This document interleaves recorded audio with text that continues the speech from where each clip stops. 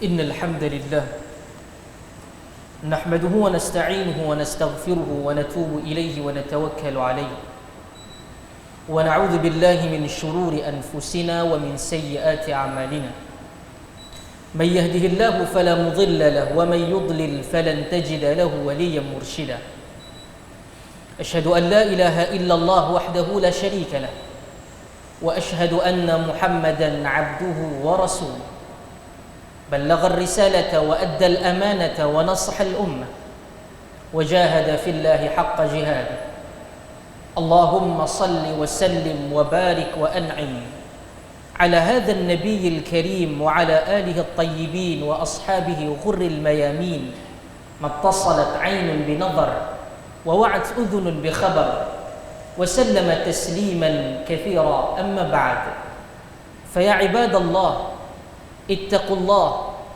أوصيكم ونفسي بتقوى الله وطاعته لعلكم تفلحون فقال الله عز وجل أعوذ بالله من الشيطان الرجيم وإذ قال لقمان لابنه وهو يعظه يا بني لا تشرك بالله إن الشرك لظلم عظيم. Hadirin mukminin yang dirahmati Allah sekalian, marilah kita bertakwa kepada Allah Subhanahu wa taala dengan melaksanakan segala suruhannya dan meninggalkan segala larangannya. Semoga Allah Subhanahu wa taala merahmati hidup kita di dunia dan juga di akhirat. Sidang jamaah yang dirahmati Allah, Islam sangat menekankan kasih sayang sesama manusia dalam mewujudkan masyarakat yang harmoni, saling mengambil berat. Nilai kasih sayang terhadap anak-anak muda mestilah diterapkan pada setiap masa. Menyayangi anak-anak muda bukanlah bermaksud memanjakan dan membelai mereka sehingga mereka menjadi leka dengan keseronokan dunia. Sebaliknya, memberikan didikan yang terbaik dan dengan penuh hikmah. Allah merakamkan hal ini, kisah didikan Luqmanul Hakim kepada anaknya menerusi surat Luqman ayat yang ke-13. Allah menyatakan, dan ingatlah ketika Luqman berkata kepada anaknya semasa dia memberikan nasihat kepadanya, wahai anak kesayanganku, janganlah engkau mempersekutukan Allah dengan sesuatu yang lain. Sesungguhnya perbuatan syirik itu adalah satu kezaliman yang sangat besar.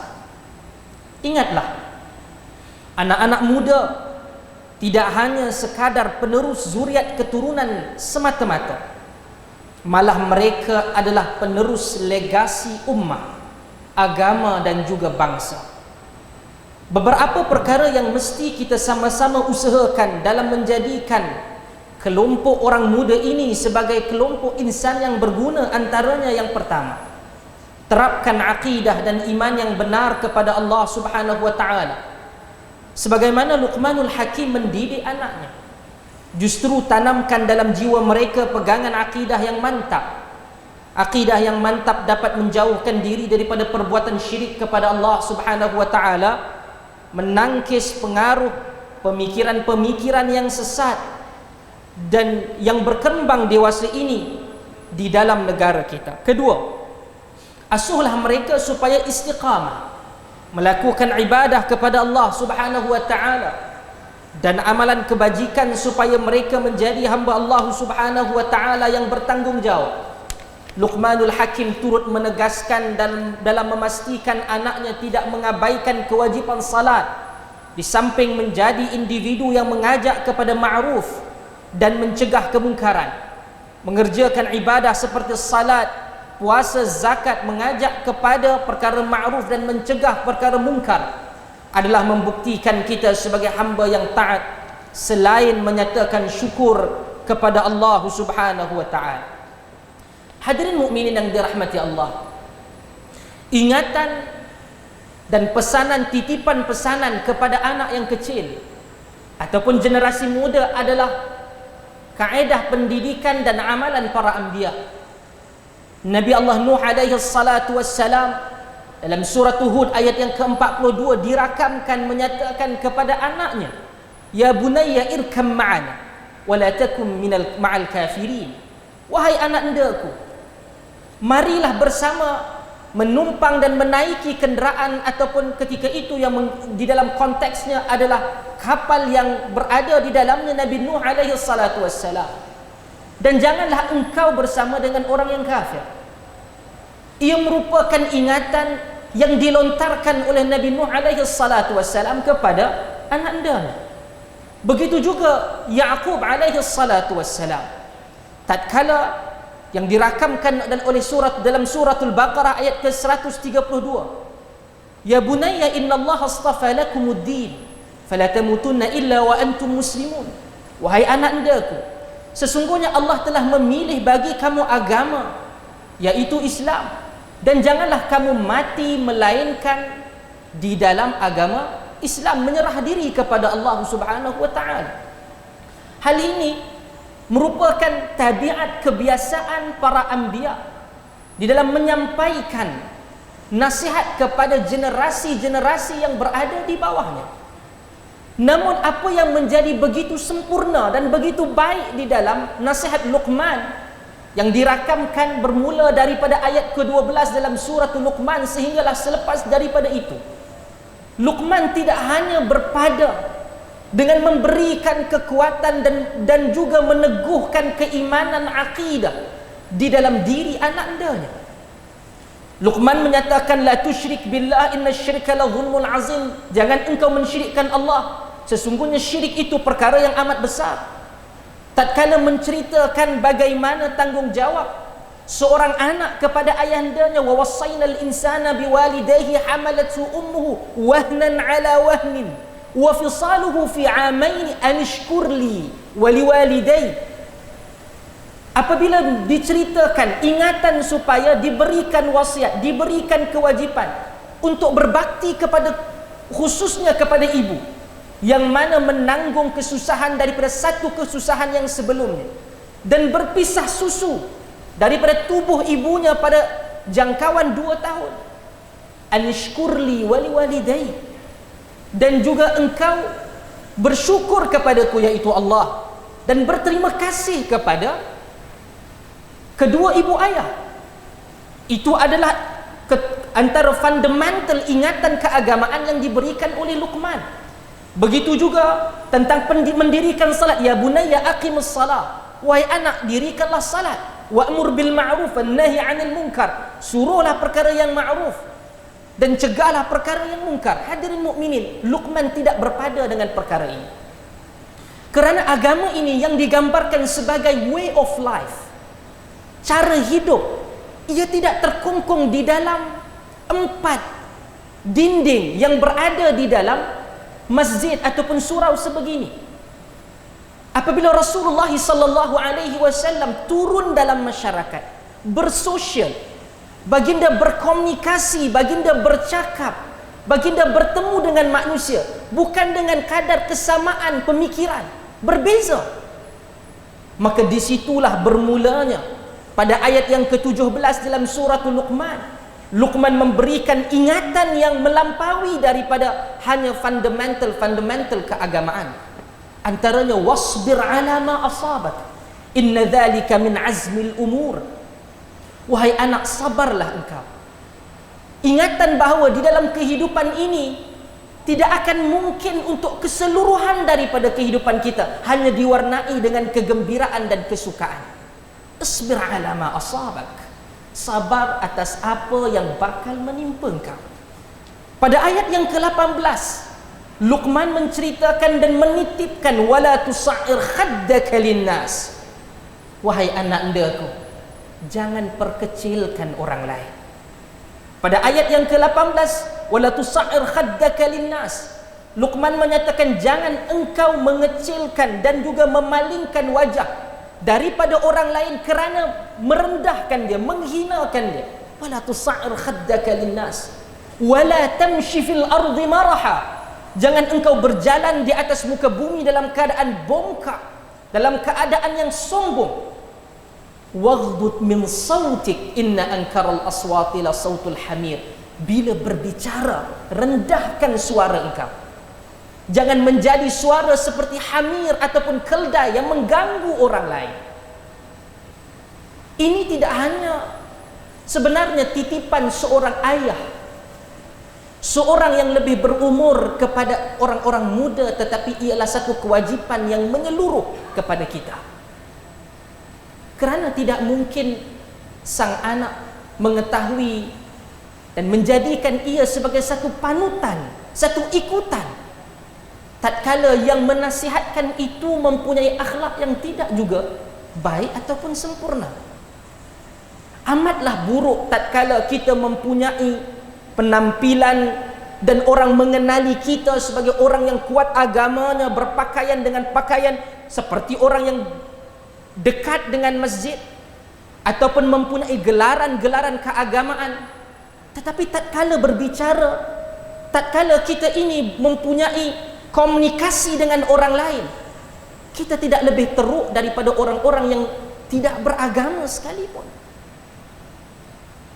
Maka Nabi sallallahu alaihi wasallam antara awalan di dalam penurunan diberikan ataupun dijadikan Rasul dan juga Nabi di atas muka bumi ini, kata Rasulullah sallallahu alaihi wasallam, innama bu'ithtu liutammima makarimal akhlaq.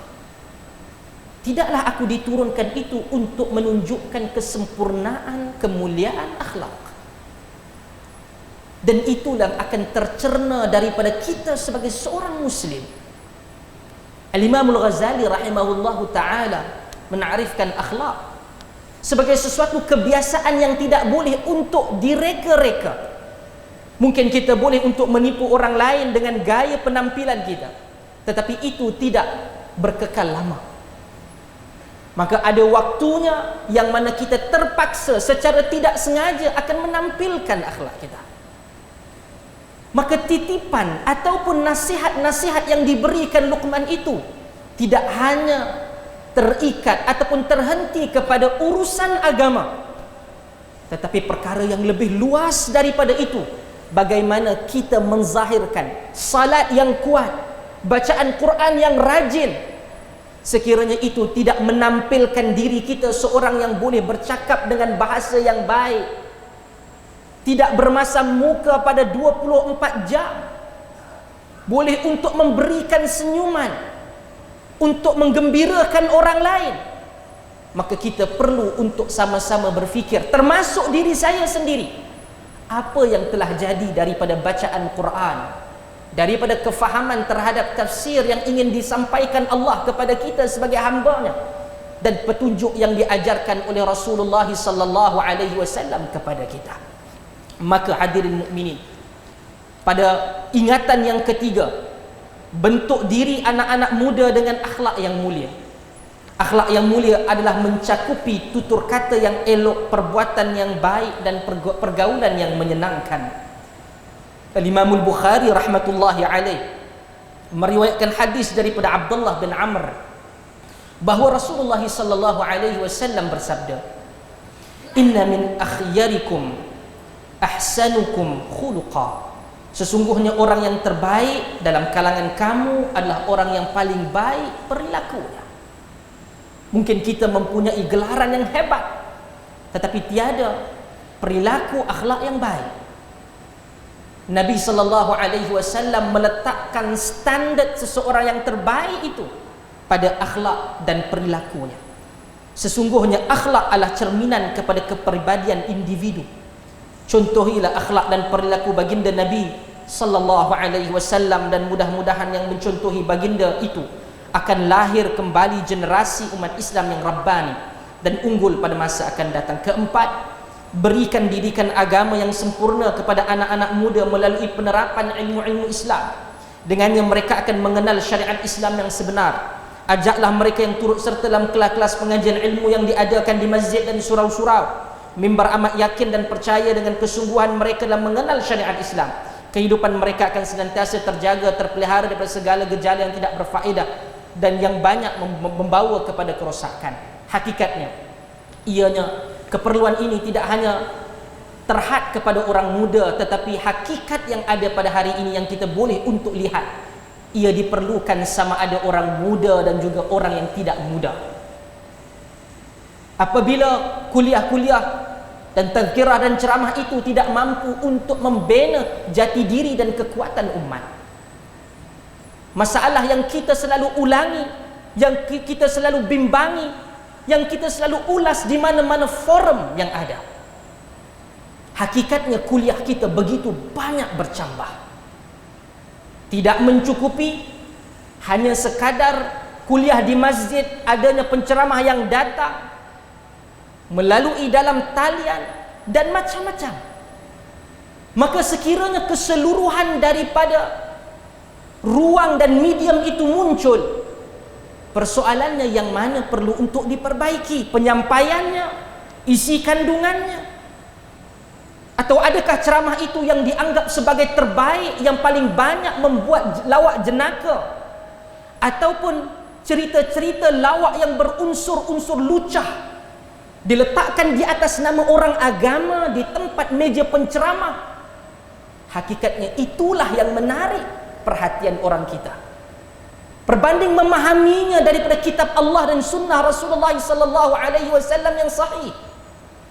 Sanggup kadang-kadang penceramah yang dipanggil itu dengan bayaran yang mencecah 5 angka hanya kerana lawaknya yang lucah, menyanyinya yang hebat, suaranya yang merdu. Maka kita hanya akan menggagalkan cita-cita besar itu sekiranya penambahbaikan itu tidak bersifat komprehensif dan hanya menyalahkan sebahagian pihak, tapi tidak memberikan ingatan dan membetulkan, termasuk kelompok agama dan agamawan yang bercakap. Dan kadang-kadang ulasan-ulasan itu melampaui kemampuan dan juga ilmu yang dia ada. Sehingga di awal kalau kita lihat pandemik COVID-19 ini, ada yang mengeluarkan kenyataan untuk apa takut dengan makhluk Allah itu. Kita perlu berani. Sedangkan itu dilakukan dan dikeluarkan kenyataan oleh orang yang dikenali di seluruh Malaysia, yang muncul diberikan tempat di dalam TV. Sedangkan daripada kenyataan itu telah menyebabkan sebahagian orang memegang dan beriman dengannya, untuk tidak takut, hanya takut kepada Allah Subhanahu wa taala. Sedangkan dalam hadis Rasulullah sallallahu alaihi wasallam mengingatkan supaya lari daripada taun seperti kamu lari daripada singa. Sehingga Nabi sallallahu alaihi wasallam melarang untuk masuk ke dalam tempat yang telah dijangkiti wabak. Adakah baginda sallallahu alaihi wasallam itu takutkan makhluk berbanding takutkan Allah?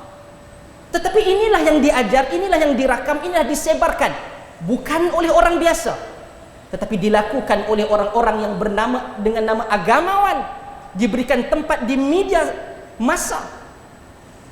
Maka bukan sahaja orang yang di bawah perlu untuk diperbetulkan, kelompok agama perlu juga untuk diberikan penjelasan dan pembetulan sekiranya tidak diberikan hukuman, kerana boleh menyebabkan jangkitan-jangkitan secara besar-besaran kerana fatwa dan juga kedangkalan memahami nas dan hukum hakam agama yang sebenar. Marilah kita sama-sama menyayangi anak-anak muda dan memperbaiki keseluruhan daripada apa yang ada dalam masyarakat kita melalui tarbiyah Islam yang dapat membentuk peribadi muslim yang sebenar. Allah Subhanahu wa taala merakamkan dan juga menceritakan bagaimana Ashabul Kahf, yang mana mereka itu dibentuk melalui jiwa yang kuat, seperti yang direkodkan dalam ayat yang ke-14 suratul Kahf, a'udzubillahi minasyaitonir rajim, wa rabatna ala qulubihim idh qamu faqalu rabbuna rabbus samawati wal ardi lan nad'uwa min dunihi ilaha laqad qulna idzan syatata. Dan kami kuatkan hati mereka dengan kesabaran dan keberanian semasa mereka bangun menegaskan tauhid, lalu mereka berkata, Tuhan kami ialah Tuhan yang mencipta dan mentadbirkan langit dan bumi. Kami tidak sekali-kali akan menyembah Tuhan yang lain daripada. Jika kami menyembah yang lain, bermakna kami memperkatakan dan mengakui sesuatu yang jauh dari kebenaran. Barakallahu li wa lakum bil Qur'anil azim wa nafa'ani wa iyyakum bima fihi minal ayati wadh-dhikril hakim wa taqabbala minni wa minkum tilawatahu innahu huwas samiul alim. Aqulu qawli hadha wa astaghfirullahal azim li wa lakum wa li sairil muslimina wal muslimat wal mu'minina wal mu'minat al ahya'i minhum wal amwat fastaghfiruh innahu huwal ghafurur rahim.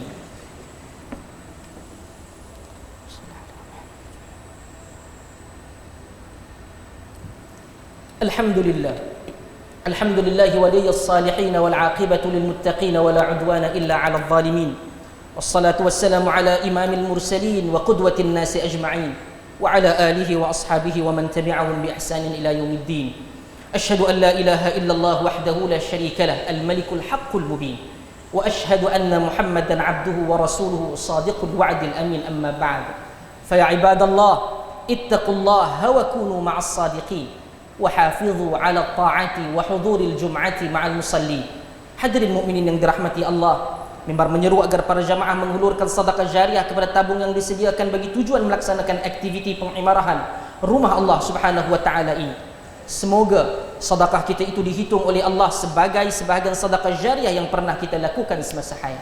Wa'lamu أن الله سبحانه وتعالى أمركم بأمر بدأ فيه بنفسه وثنى بملائكته المقربين، فقال الله تعالى مخبرا وآمرا بالمؤمنين: إن الله وملائكته يصلون على النبي يا أيها الذين آمنوا صلوا عليه وسلموا تسليما.